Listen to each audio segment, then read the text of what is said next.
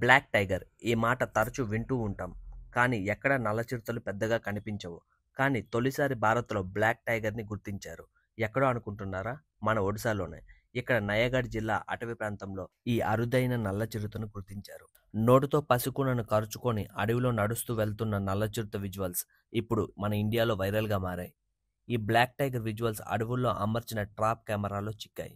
అడవిలో సంచరించే జంతు జాతులు, వాటి వివరాలు, ఆరోగ్య పరిస్థితులు తెలుసుకునేందుకు అధికారులు అడవిలో చాలా చోట్ల సీక్రెట్ ట్రాప్ కెమెరాలు ఏర్పాటు చేస్తారు. అలా ఏర్పాటు చేసిన కెమెరాలను పరిశీలిస్తే ఇదిగో ఈ బ్లాక్ టైగర్ కనిపించింది.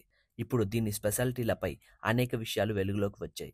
సాధారణంగా చిరుతపులి మెలజనం అనే జన్యులోపం కారణంగా ఇలా నల్లగా మారుతుందని, ఇది ప్రత్యేక జాతి కాదంటున్నారు అటవీ శాఖ అధికారులు. ఈ జన్యులోపంతో ఉన్న జంతువులు ఒడిశాలో 3 అడవి డివిజన్లో ఉన్నట్లు గుర్తించారు. ఇవి జన్యులోపంతో ఉన్నప్పటికీ వీటికి పుట్టే పులికోనలు మాత్రం సాధారణంగానే ఉంటాయని తెలిపారు. తనకు పుట్టిన ఈ కూనను ఒక ప్రాంతం నుంచి ఇంకో ప్రాంతానికి మార్చే సమయంలో ట్రాప్ కెమెరాలకు చిక్కిందని అటవీశాఖ అధికారులు తెలిపారు.